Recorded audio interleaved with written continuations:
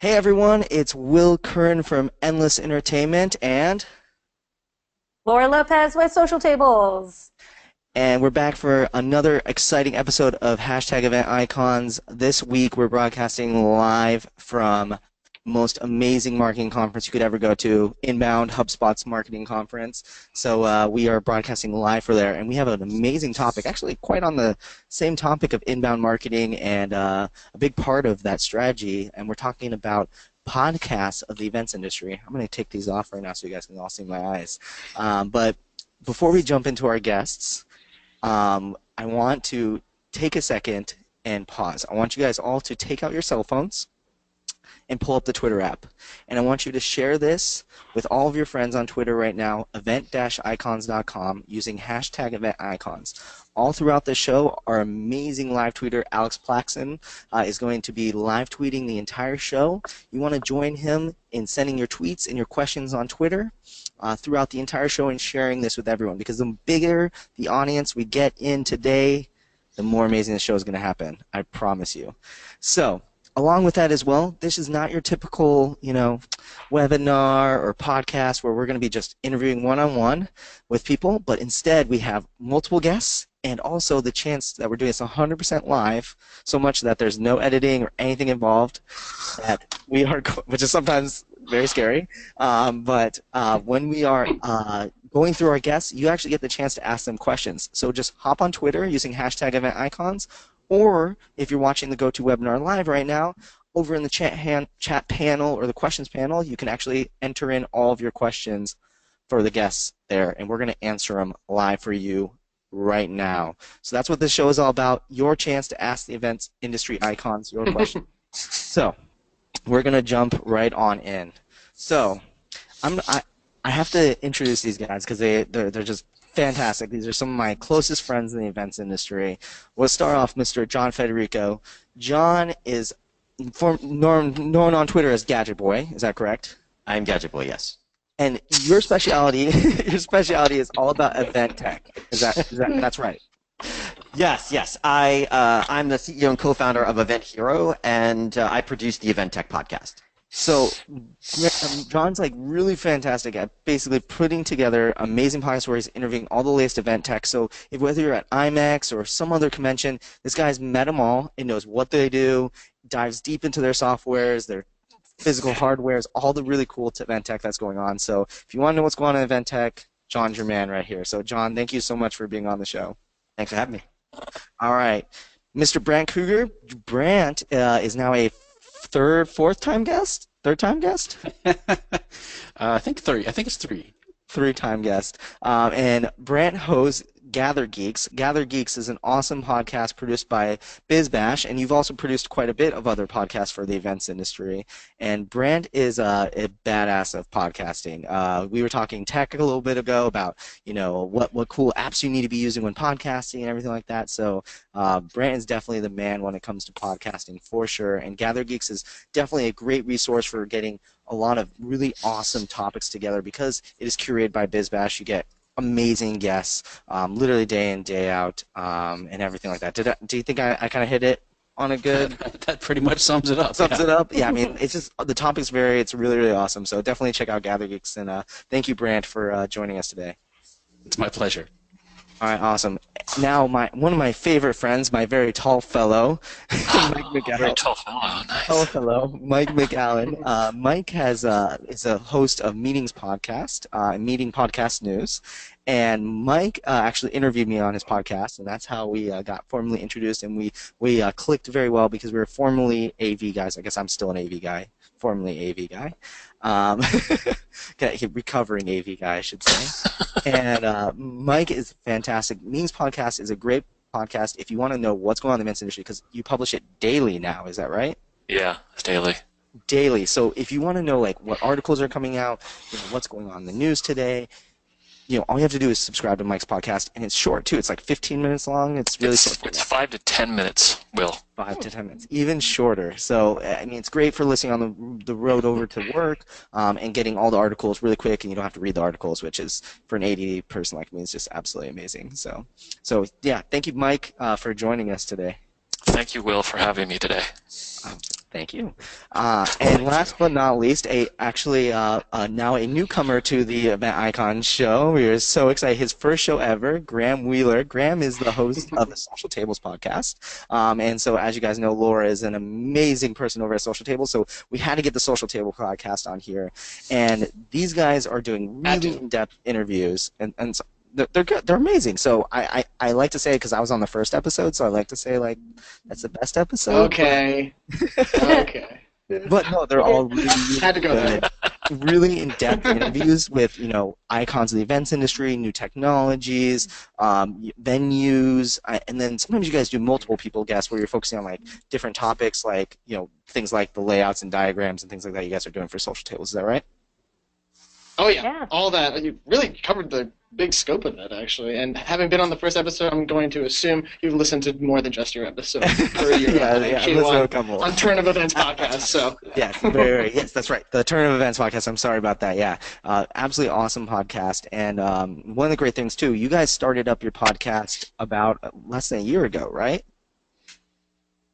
Yeah, well under a year ago, I think, at this point. Like 6 months. It's very recent. Yep. So it'd be really interesting to hear your perspectives, being kind of like the new kid on the block, starting up you guys' first podcast. So it'll be really exciting to hear. So those are our amazing guests. So we're talking podcasts of the events industry. Really excited to have you guys all here. And of course, me and Laura, I think we're going to jump in on a couple of questions too, since we host obviously Event Icons as well. So this will be really exciting. So if you love listening to the events industry, this is going to be a great episode for you. So I'm going to let Laura kick it off with the first question, though. Awesome. So we start every episode with the same question, which is, what got you into the events industry? So John, we'll start with you. What got you in the events biz? I don't like the layout here because I get picked first for everything. No. So back in 99, 2000, I was the executive director for a nonprofit for free agents, for independent professionals. And so I produced a conference called the Free Agent Forum, which was fun. And yeah, I started that in 2000, 2001 in New York City. Not the best time to start a conference series. But yeah, that was how I got my start there. And a number of years later, there were a number of challenges that I knew existed, throughout that production process. And when we started our company 5 years ago, we decided, let's just pick some of the biggest challenges and try and solve them. And we've just been doing it now ever since 5 years now. And just so people can, I guess, be clear too. So what ended up getting you starting EventTech podcast too? Oh, that's a great question. Sorry. Okay. I'm an AV geek, but I was, and not like you guys who are professional AV geeks. I was like the AV geek in high school and college, and I played in bands and the whole thing. And so when podcasting, hit the scene in late 2004, 2005, I jumped in. And we had a very popular show in marketing tech, around marketing technology for a while, and then my co-hosts all got different jobs, and it was just too hard to schedule, so we let it go, unfortunately. So there was really nothing. There weren't too many podcasts around event tech, and the tech piece is a big interest of mine. Events, of course, but tech, I'm half geek on my mother's side, so I like to get involved in the tech stuff. And nobody was doing it, and I was like, this is great. So I said, why not? We could get in there and talk specifically about the issues related to event technology that planners face every day, whether you are an experienced planner or you're a noob. I mean, because let's face it, a lot of planners are scared. You can't get them to give up their clipboards or their Microsoft Excel. So talking about new technologies, they get freaked out. So we like to break it down, make it really simple, so they understand, what the tech does, when you should select it, how does it work, what's it like to work with that company, do you need to have a PhD in computer science, or can anyone do it, that sort of thing. Perfect. Mike, what about you? What got you into the events industry? And then second question is, what got you into your podcast? Where was the inspiration from? I fell into the events business. I was a fireman for a long time. I broke my leg. My roommate at the time in San Francisco, I had shattered my leg and got it fixed, and I was living in the city with all these girls in this apartment, which was great. I wasn't dating any of them. They were just my roommates.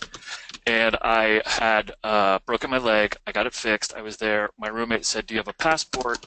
And she was working for a production company, and I flew off to Korea, and that's how it started. I was a production assistant and worked my way up in a company called Envision Communications, and they did giant shows like Oracle World, and I moved into being the resource manager there, where I staffed all the shows, ran the production department, did all the proposals, videos. So I really was out looking for resources all the time, and then in turn I decided to start my own company, which I did, Grashak Events and Media, and that was 14 years ago.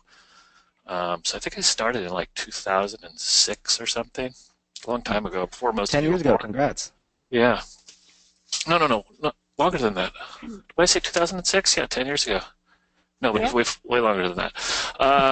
Anyway, I'm not good at math. That's another thing I'm not good at.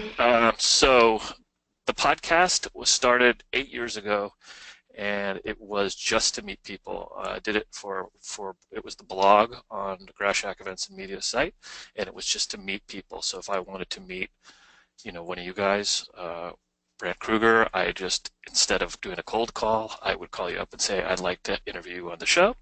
And so it was a great way to get clients back then, and then it evolved into what it is now, which I don't do any interviews. I'm going to start them back up in January, but that's kind of how it evolved. Did I answer the question correctly, Laura? Of course, yes. Thank you. You passed. Correct. A+. That was a correct answer. Thank you, guys. 10 points for Mike. McAllen out. Just kidding. Graham, what about you? What got you in the events industry? And tell us about the inspiration behind Turn of Events. Yeah, so I can keep it pretty short and sweet. My previous two jobs, one was actually much more on the event tech side of things, but I was on the sales side of things. So the product itself, really, really interested me. It was pretty much just a run-of-the-mill social media marketing platform, but straight out of college, it looked nice and shiny, and I was wide-eyed. And then I moved to a much more corporate setting where I was actually doing infrastructure research and a little bit of IT work. And I kind of wanted to almost get a little hybrid of that sort of professional work going. And I can confidently say that AngelList.com kind of saved my career and showed me what SocialTables was all about.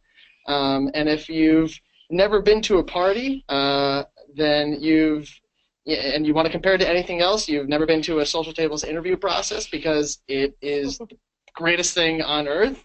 A question that we openly ask is, what makes you weird?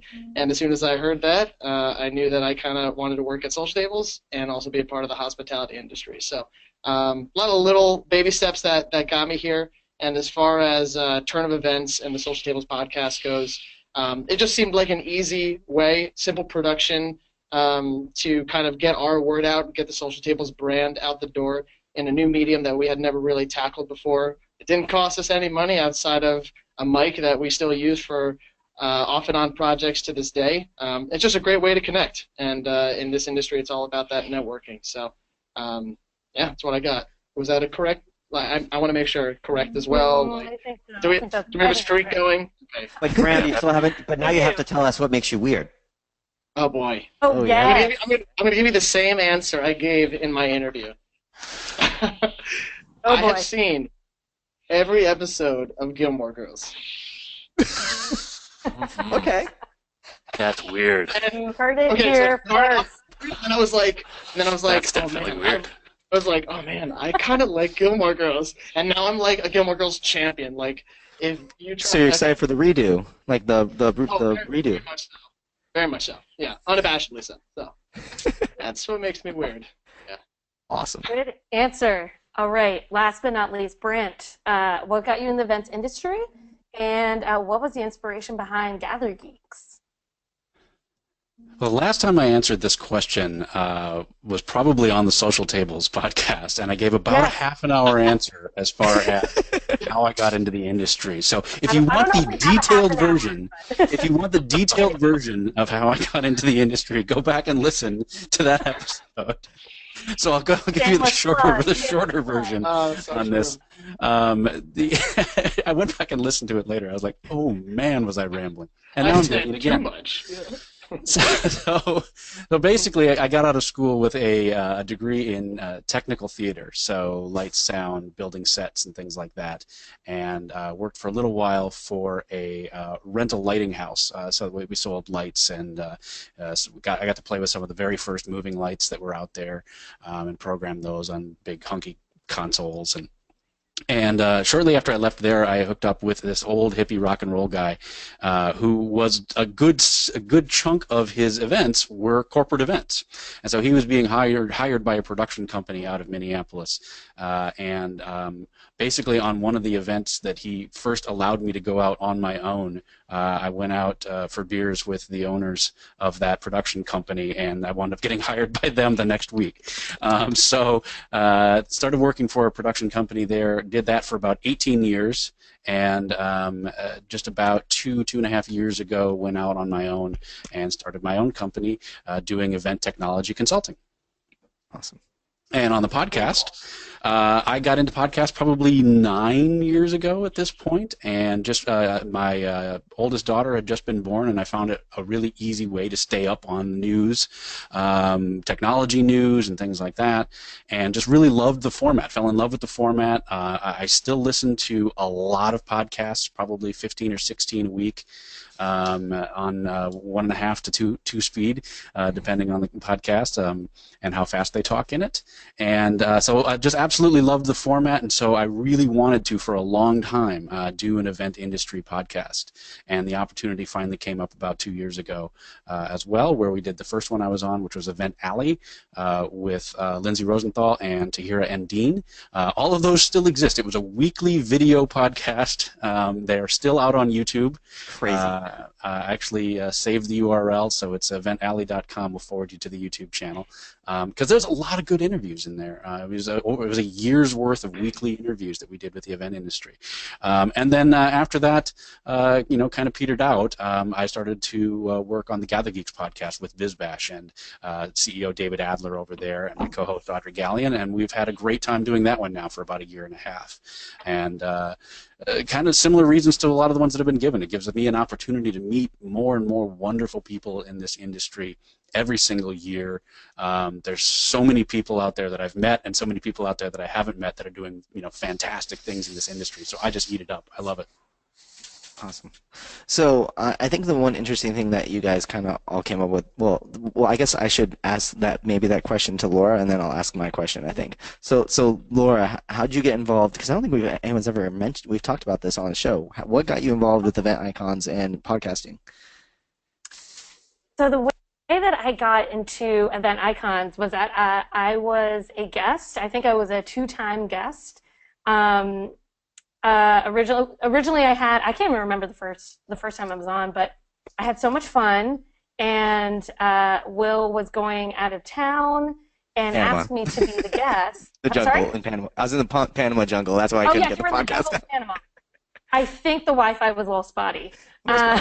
So you weren't sure if you could run that show. So bear in mind I'd only done the one episode, and I logged on pretty much every other week, just as a bystander, and you entrusted me to run the entire show by myself, which could have been a total disaster, but it was actually a lot of fun.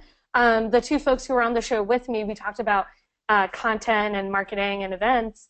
Bizabo and eTouches, still stay in touch with those folks, but it went really well. And then as we all know in the events industry, we get super busy. So, of course, we got super busy. Show dropped down from weekly to, I think it was monthly. And then Sean Holliday, who's one of the co-founders of CrowdMics, and Will, I think I sent you all a message or a Twitter DM, I forget what it was, and said, hey, you know what I miss? I really miss EventIcons. Let's bring that back. And so Will signed us up to be co-hosts. So I'm on the show almost every single week. So that's how I got back in cahoots with EventIcons. And then when it comes to the podcast, Turn of Events, it helps that I sit right next to Graham. He's my best buddy. And so I was like, oh, you're doing a podcast? I want to be on the podcast. So I think I don't know if, yeah, he just like, he was just being nice. That is, no. It was the other way around. Laura, for some reason it was my idea, and I was making Laura do the first episode by herself with Will. And then I was like, I want to be on the podcast. And then it was gruesome twosome, just pair it up, and yeah, that was it. Just clear in the air there. That was super That's exciting. how it happened. Yeah. It never turned back since then. It never turned back. Yeah, never turned back. So, Will, I have a question for you. Where was inspiration for EventIcons? Yeah, so I think we did a whole episode on this too. So if you want to, I think it's 5, 6 episodes back. A couple weeks ago, we finally did a reverse interview where Sean interviewed me and did the whole thing. So I'll keep this one brief, but essentially it was similar to Mike that I wanted to meet awesome event professionals, and I wanted to experiment with the Blab platform actually. So it was a selfish desire to play around with a new technology that I thought was going to blow up, and literally it did blow up. Not in a good way, and basically we started doing it and realized I had so much fun doing it because I used to host an internet radio station when I was a kid, and so I got back to those days where it was technology meets the entertainment aspect, and I was just having so much fun meeting so many different people. So we knew we had to, like you said, we had to keep it going, and then we moved to GoToWebinar obviously, and it's been great ever since. So yeah, definitely check out that episode for the full story. So I have a question for all you guys that kind of sparked my mind, is that I never realized this, but a lot of times when you create a podcast, everyone here does something other than run a podcast. You're not John's not a full-time podcaster, Mike's not a full-time podcaster. We all do our own thing on top of what we do. So my question to you guys is, what is because there's probably a lot of people out there listening right now I want to start a podcast. What would be your recommendation to those people who run a company, or the marketing person, or maybe they love creating content, whatever it may be, but they want to start a podcast of their own? What would be your recommendation to them? And we'll start it off. So Graham, you're the green thumb in the room, so you obviously just got involved in it. What would be your experience and thoughts on that? Yeah, so I can start by saying what not to do, and this was months and months ago. We had just moved into this beautiful new office in the middle of downtown DC, and we were just throwing things to the wall and seeing what sticks, and we really started out with this idea of pretty large, big ideas with big production, behind each episode, and we quickly realized that was not even remotely in the cards, again, for a budget reason.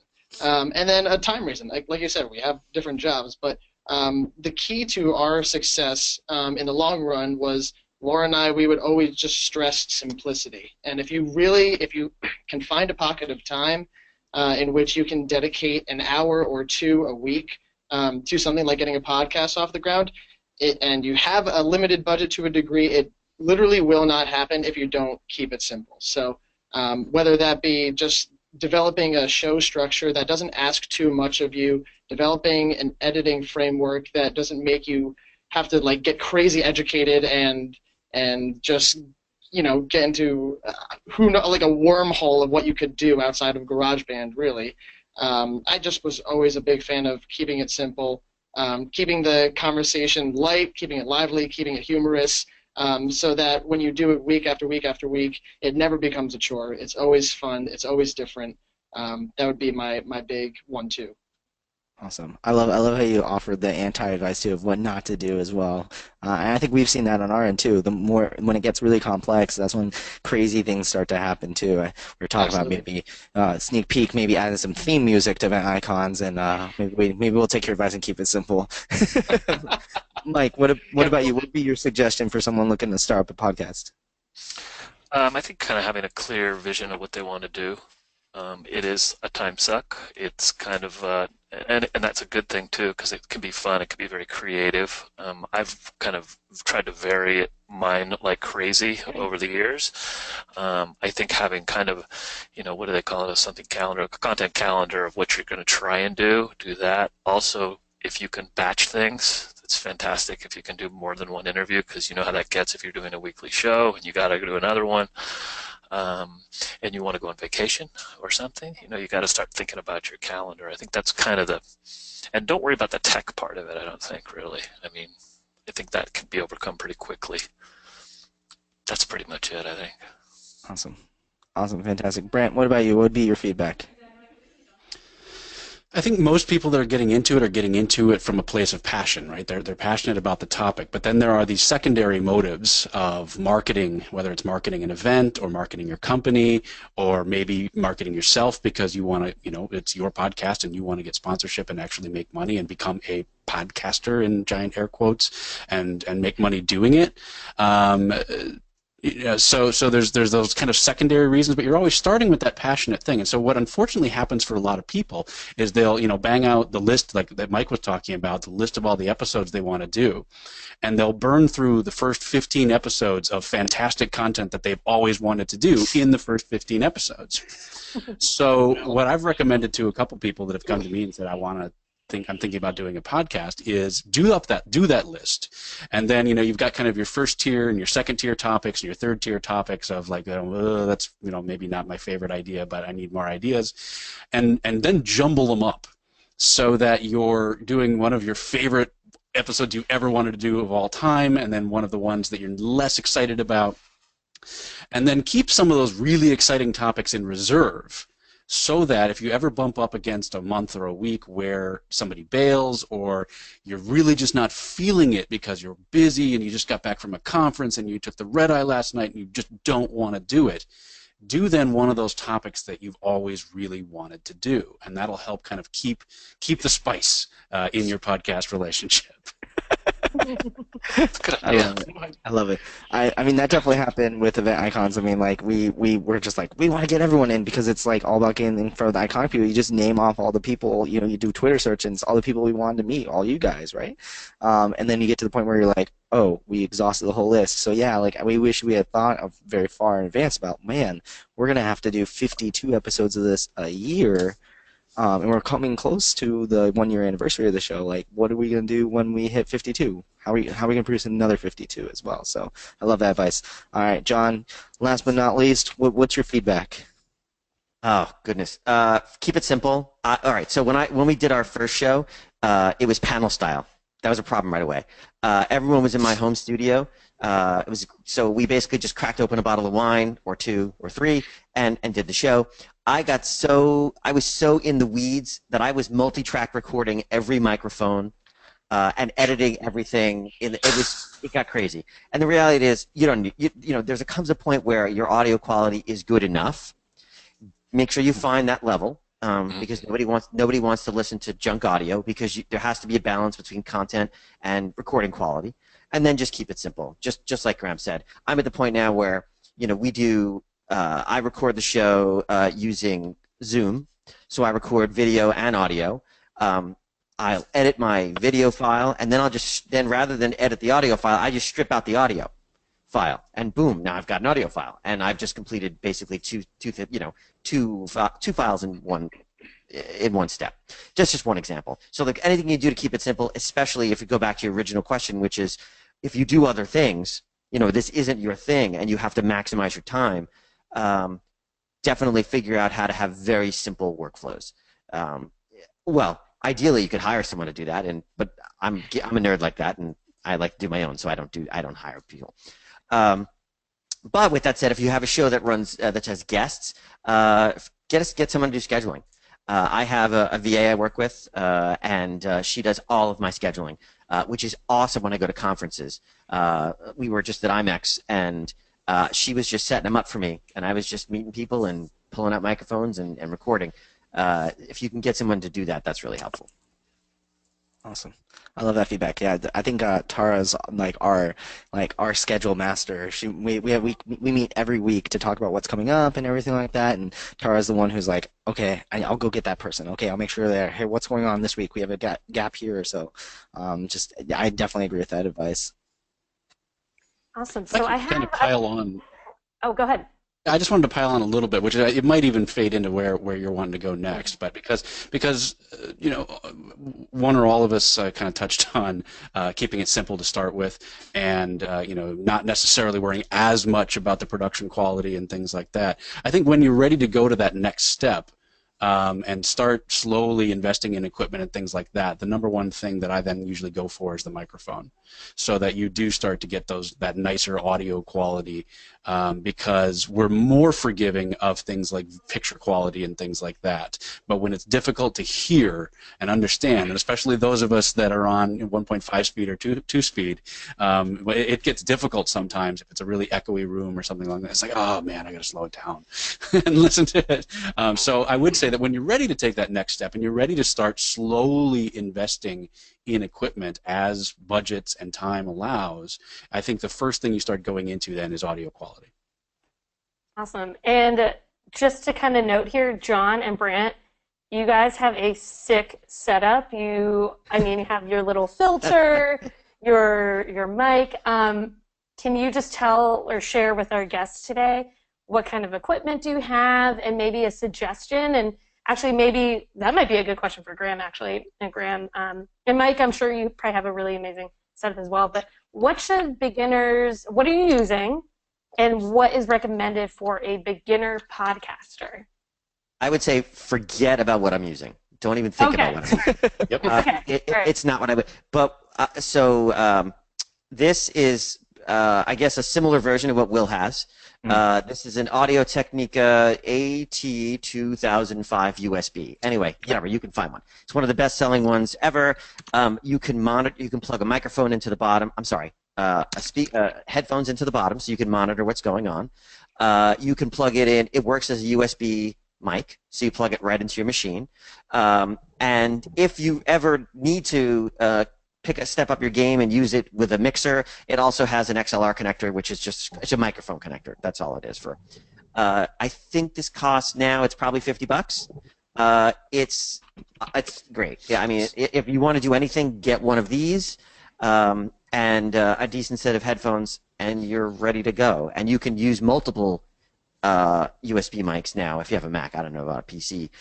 So if you needed to double up every so often to do one or two, this is all you need. Don't go crazy. Grant, what about you? Should we not worry about your setup either? I agree wholeheartedly, yes. I mean, this is a setup that I have put together over the course of almost 4 years now. I've been putting it together piece by piece because I want to, and because that audio quality is very important to me personally. But again, that's not where you start. You work your way into that as you go. I'm running a Heil PR40, which is basically a studio microphone that's very good at noise canceling. I've got another Heil, I forget which model number is, that I kind of use for when I'm out and about.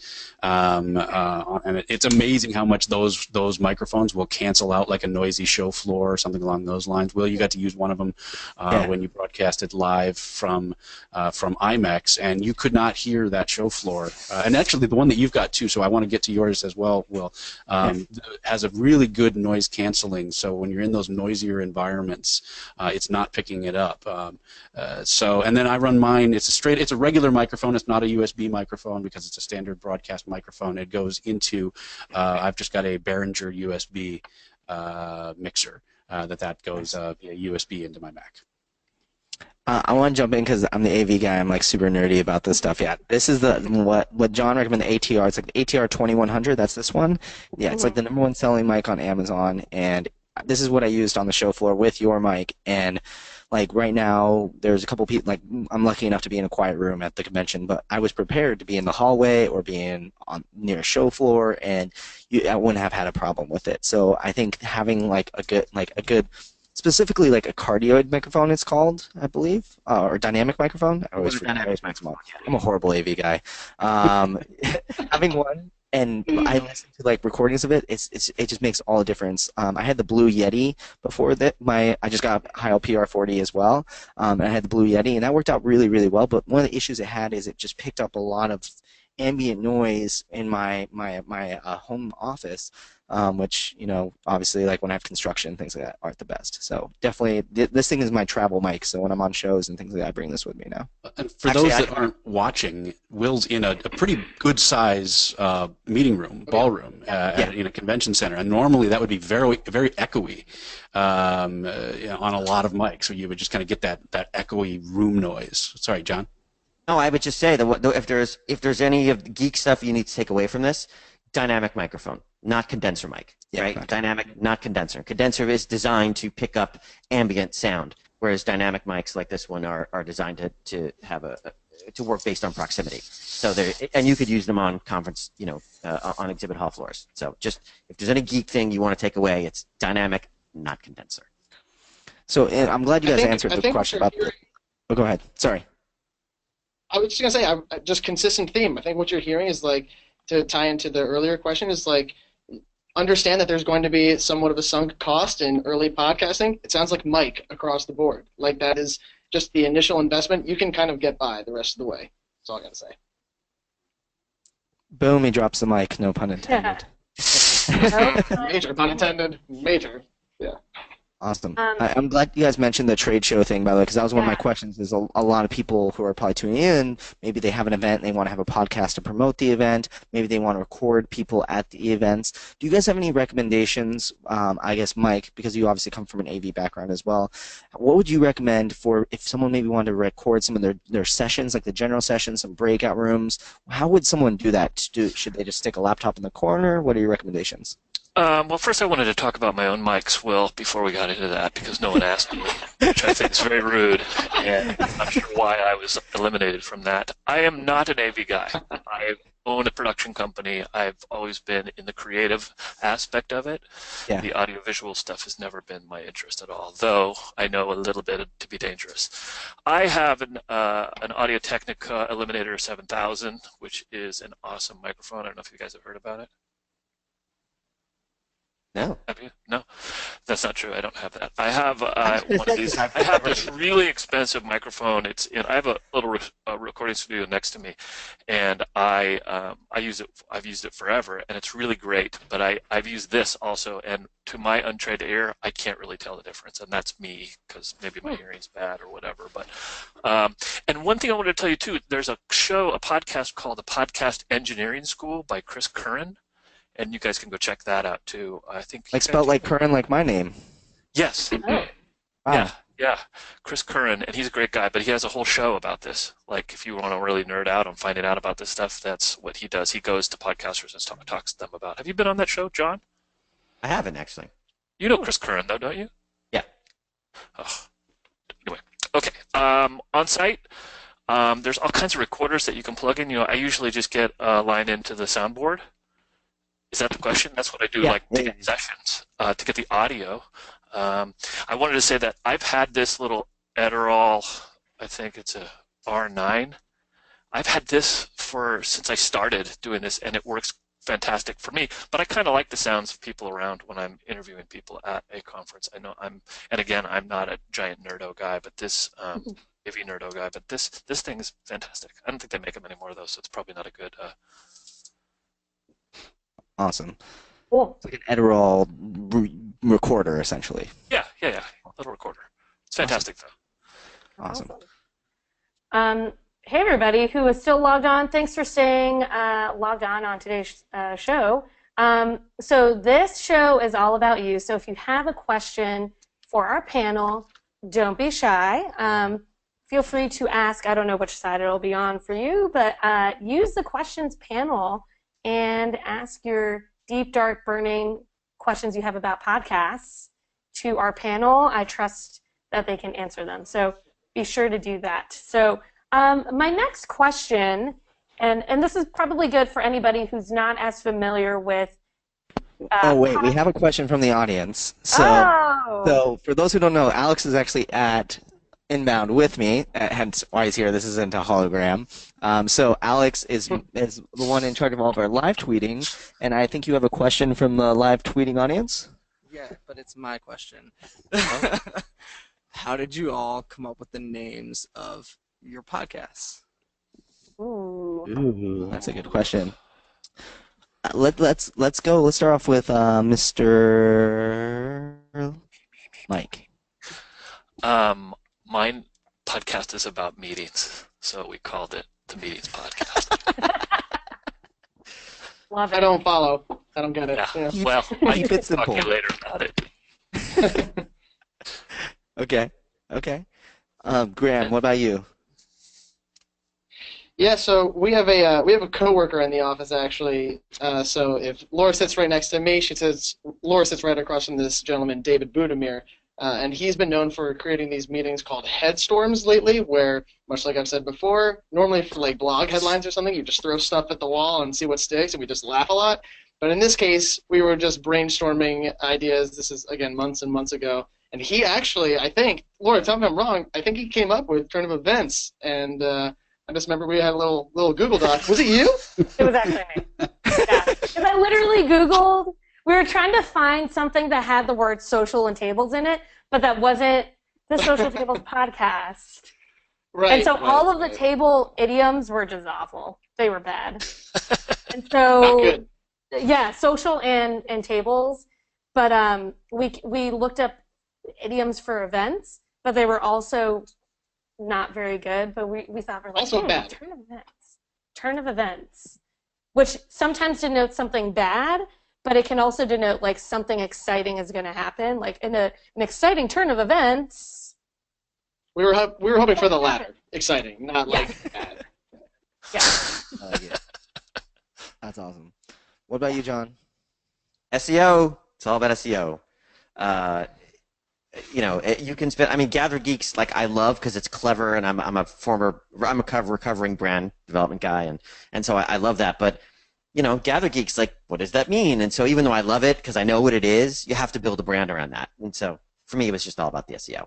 And even now, and even since then, I even promote it as the EventTech podcast #EventTech, all one word, because why not? Somebody wants to share your episode and you've already included the hashtag for them. You've made it easy, and they don't have to remember to do it. And yeah, it's all about SEO and social.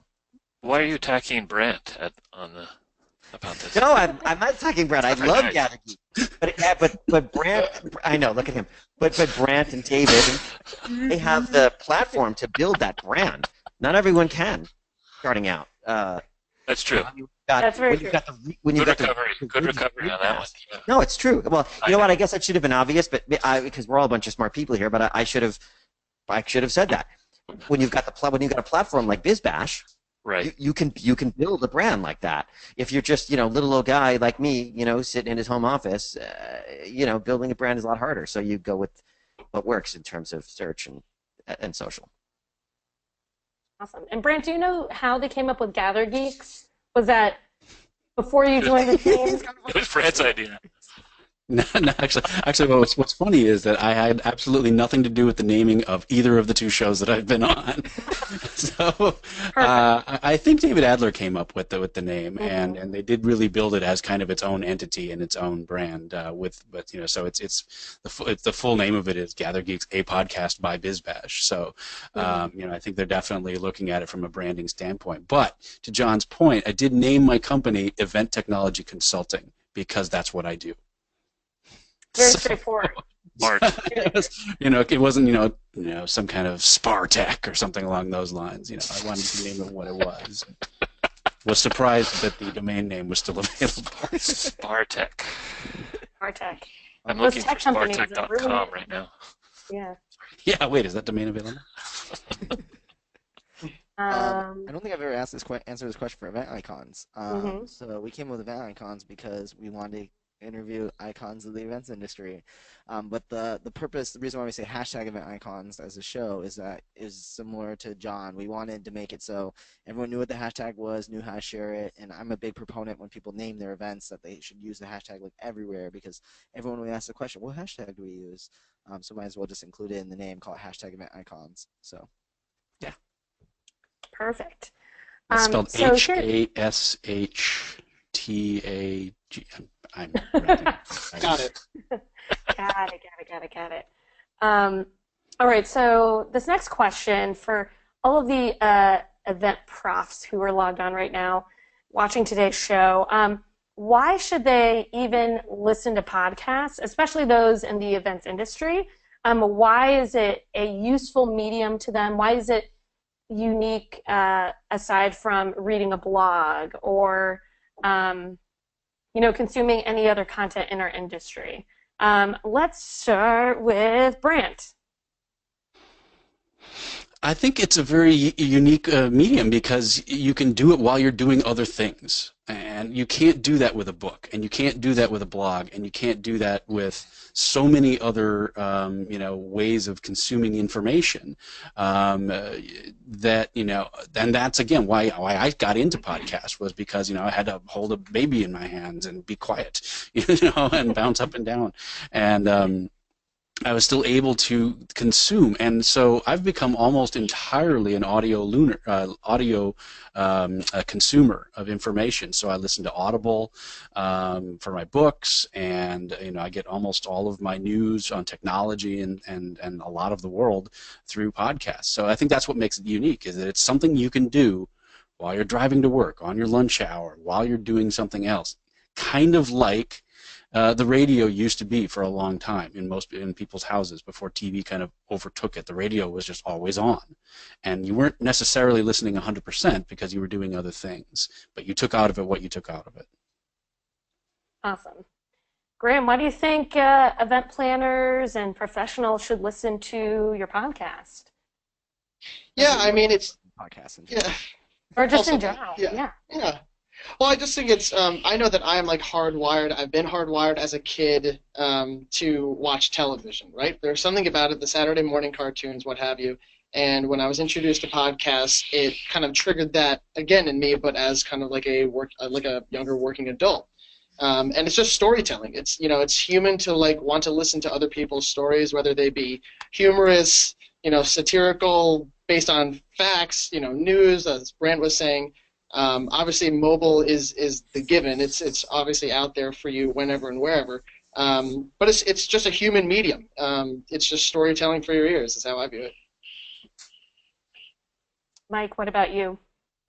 I agree with everything so far. It's just the proliferation of smartphones and that we are always in front of a screen. It's so nice to be able to go for a walk and listen to something, and it's just nice to get out and walk the dog and still be feeling like you're learning something. I personally have been producing a lot for people lately, other podcasts, and it's been interesting to have those conversations with people who have, the media companies and stuff in our industry, to start talking to them about, why aren't you using this content? Because people want to absorb it, but they're not going to sit and read your magazine. I mean, I read some magazines, but not really anymore. I mean, so I think we're all on the same page with that. Mm-hmm. John, Will, anything to add? Well, as Mike said, I think we're all on the same page with that. I guess the only thing I might add, it's a little bit to what Graham had said, is just, so the multitasking, totally. I mean, audiobooks, I'm a big fan of audiobooks. I used to work at Audible. I mean, like, I'm all over, all over that. But there is something there's stuff that doesn't come through in the written word. It's nice to hear. So to Graham's point, it's human, and that's true. It is a very human thing. But these are designed to be casual for the most part because you have no time limit. It's not like it's a 30-minute show and you've got to record 22 minutes because the remainder is full of commercials. Like, we could do the show for 3 hours if we wanted to. And so there's a flavor you get from a casual conversation like this that you wouldn't necessarily get from even radio, for that matter. Because again, radio is, it has to adhere to time. Top of the hour, bottom of the hour. Top of the hour, bottom of the hour, exactly. So everything everyone else said, but again, there's just a flavor you're going to get. In addition to the information, there's a flavor, there's a feeling you get. And the intimacy too, huh? Because you're actually entering the person's head, right? You're going into their body. How's that sound? That was kind of fancy, That sounds like you need to talk more. But okay, well. But it is interesting because they are actually, you're listening into someone's conversation. It can be kind of cool. Mm-hmm. Good point. So I think to answer the question too, so for me, I agree with everything everyone said. I think one reason why I listen to podcasts too is that unlike audiobooks or books, is that audiobooks and books are basically very strategic. They take a long time to publish. Sometimes the audiobook doesn't come out until 3-4 months after the book's been out, and the content could be old by then. And a lot of times they focus away from being very tactical and soon. But what I love about podcasts is, for example, I wanted to learn about paid traffic and how do you drive traffic with Facebook ads and Twitter ads and Google ads and YouTube ads and that sort of stuff. Well, I was able to tune into a podcast that did every week because he was able to stay on top of the trend. So I got really tactical with things. We can get really in the nitty-gritty of everything going on, whereas, an audiobook, you can't necessarily get that. And so it's kind of what like a blog provides you. Is blogs can be very timely and quick, but again, to everyone's benefit, you can listen to it on the way to work rather than having to read it only when you have a captive audience. So that's my answer. Good point. Great point. So we're sort of nearing up on our time here for today's show. But we're not going for 3 hours. No, we're sorry. No. We're not going. Not a lot of that. Yeah, don't know that we have time for that. But one question I wanted to ask, since you all have, we've interviewed each other. I'm sure there's tons of other people you have interviewed for your own podcast or elsewhere. Who is the most memorable guest you've had on our show, and why? That's like asking which is your favorite children. Like which one you is your have a favorite. You have a favorite. Is it? Is no, it? I'm Well, that's not. No, okay. That's. I love you all. Is that a yes to a favorite child or yes? No, it's just. They're all, you know what? From my perspective, they're good. They're favorites for different reasons, I should say. Some of them are just like really down and dirty, like truthful. I'll get guests that come on and share their headaches and the things they had to go through in order to achieve something. The kind of backstory they wouldn't necessarily tell everyone. That's cool. But then I'll get someone who has a really cool new technology, and I just like that because I'm a geek and it's a good show and it's a great conversation. Then you get people who are funny, like Don Berger from SocialTables or Ben Hidman from Splash. So like all right, fine. So it's hard to say that, but I will come up with one more because it's recent, and I think Brandt might agree with me. Recently, I had James Wheeler on from a company called Skookum, and we did a case study on an indoor positioning and directional system that they built for this crazy home furnishing show in North Carolina. And we broke it down, like, what is it to create the app? Install literally 1,000 beacons everywhere. And we really went through the step-by-step process, and I learned a ton. And so that was, I love the fact that, and you can bet that if I learned something, my audience learned a lot from that as well. And to me, that's a perfect episode, right? It was fun, it was geeky, it was good casual conversation, and it was a great teaching opportunity. So that's a long answer, but anyway. All right. Brandt, your favorite guest? Yeah, I have to totally agree that you can't really pick one because they are so different for very different reasons. I've been very lucky to have some big names on the show, like Frank Sipovitz from previously working on the Super Bowl. And we had James Carville on one of the episodes of GatherGeeks. But honestly, my favorite episodes are the roundtable discussions, just like what we've been talking about this whole show, where it's the casual conversations, it's the the one-on-one, not one-on-one, but like the group discussion. And so going back even to Event Alley, those were my favorite episodes, where we would just run down the news and say, okay, let's talk about this one for 5 minutes, and let's talk about this one for 5 minutes. And most of the podcasts that I listen to are in that format. So I really enjoy those types of discussions. We just had one recently that we recorded at IMAX as well, where literally 4 of us just sat down around a table and passed the mic around and had a great conversation.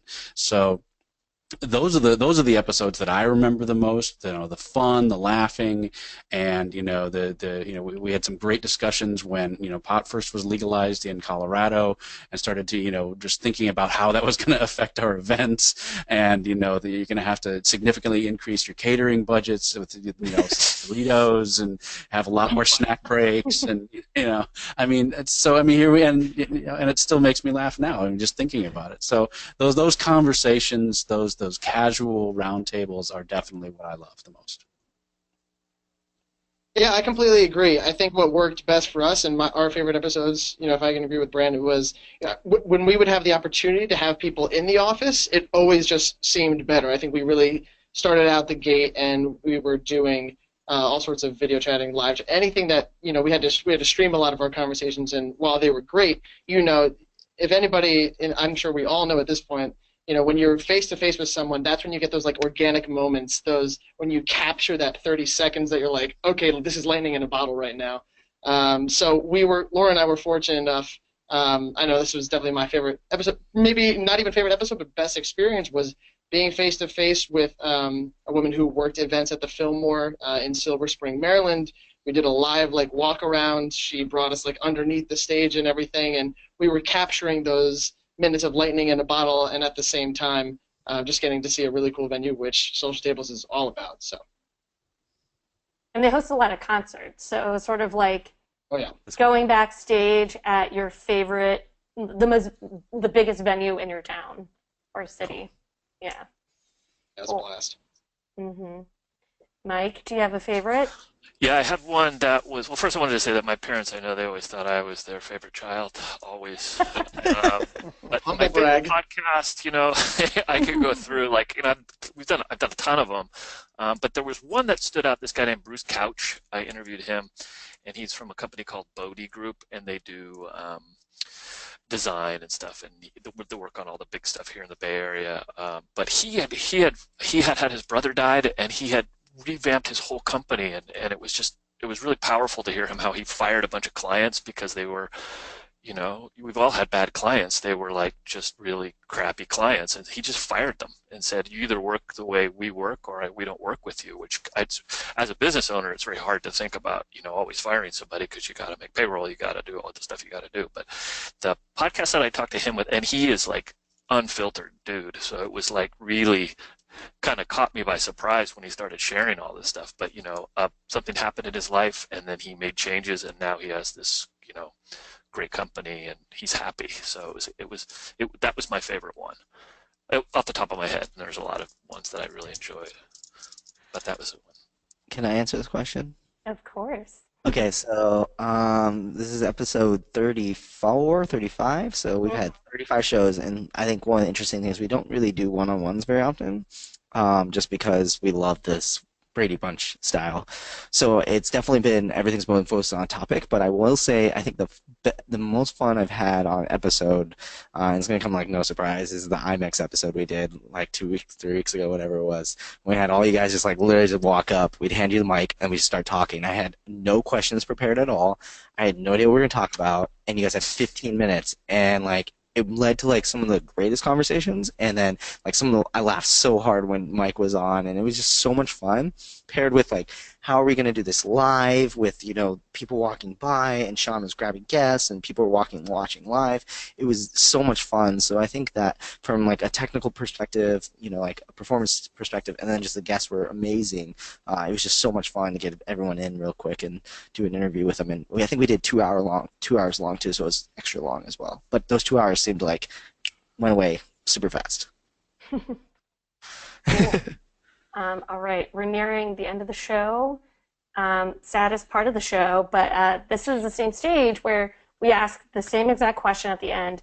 What cool new resources do you all have to share for the event profs who are logged on? And let's start with Graham. What resources do you have? Blogs, books, your favorite scuba mask. Podcast. Is that a thing? Oh, the scuba mask. Oh, yeah, scuba mask. Yeah, sure. No, favorite scuba mask? Oh, my God. Well, while I don't have scuba masks at the ready, or multiple, is there a favorite really at hand in play? I would really, if you want to get access to all of these guys' podcasts, and you happen to, I don't care if you're an iOS user, an Android user, Brandt and I have talked about this on Turn of Events. The Pocket Casts app is the single greatest thing known to man. It is just aesthetically pleasing. It is so easy to use. You can organize your tiles. I know I get OCD like that, so I at this point have like my Monday podcast at top. Like I know I'm going to listen to WTF and Comedy Bang Bang on Mondays, and just rip through them, and it's just such an efficient app. You can really customize it if you're a podcast nerd, like we all are here. So I can't recommend the Pocket Casts app enough. Great, Mike. A resource you can share? I just learned of one the other day. It was called Tunity, Tunity,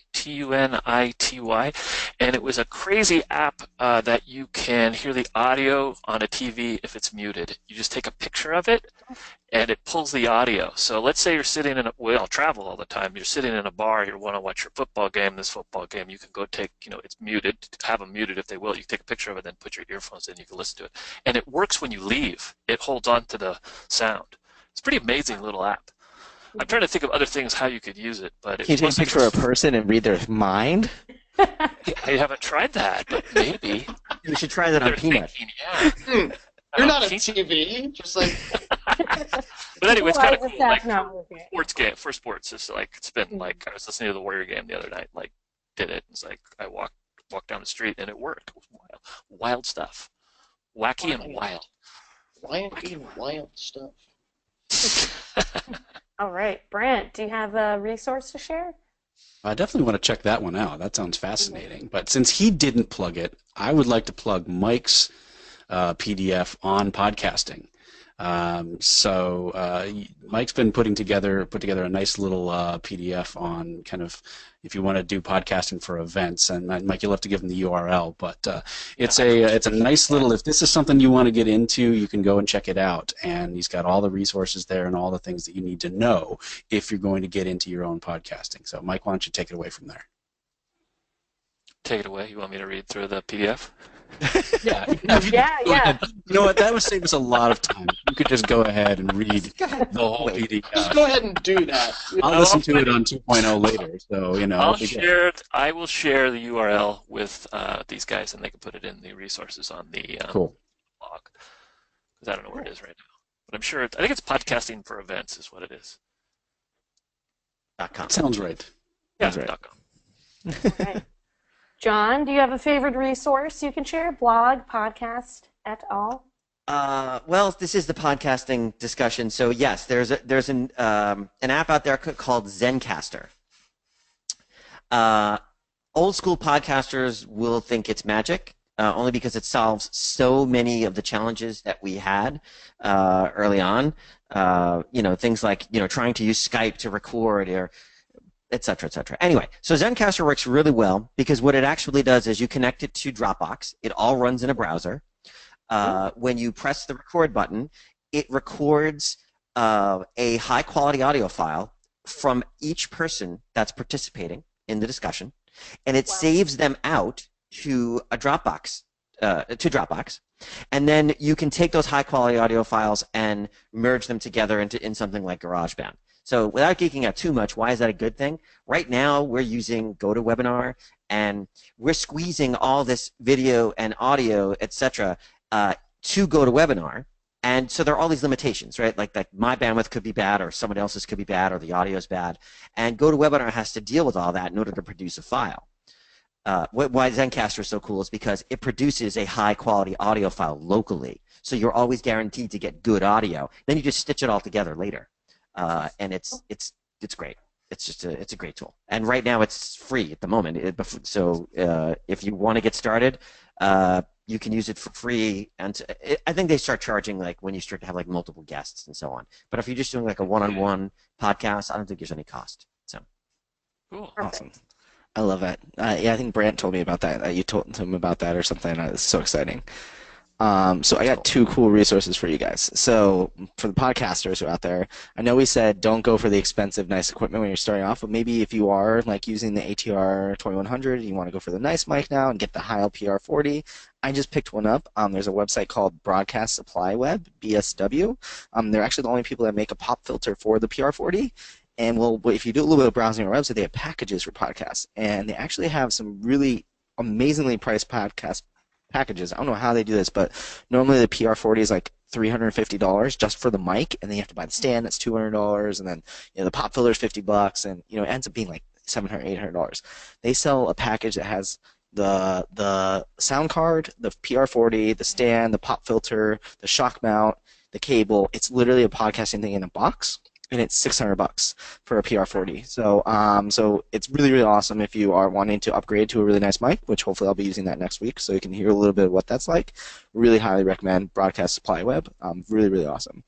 And then another one, I'm going to give a plug to HubSpot because I am at their conference. They just announced a really cool new product that the CTO has been working on called GrowthBot. And for anyone who out there is doing content marketing or anything on the web, and you basically, for example, you need to get reports put together or you need to do some research, a lot of times it's like you need to wish you had another person to help you. Basically, they designed a Slack bot and also a Facebook Messenger bot that you connect your HubSpot, your Google Analytics to, and you can ask it questions like, what was my traffic like this week compared to last week? And then it will tell you exactly what you need. You can tell they're working on making it so you can say like, hey, copy that blog post to Medium, and it will automatically do that. So it's going to be like a virtual marketing assistant. Amazing.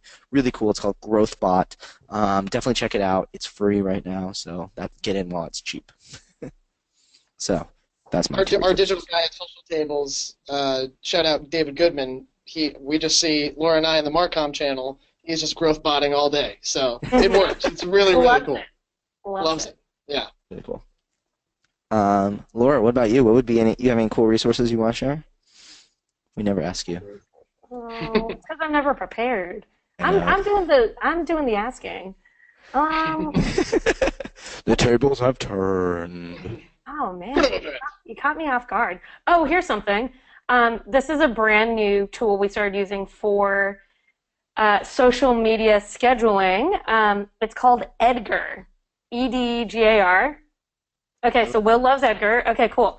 So basically, what you do is it's smarter scheduling. So instead of just hopping into your favorite social scheduling app of your choice, what you do is you create a library of social media content.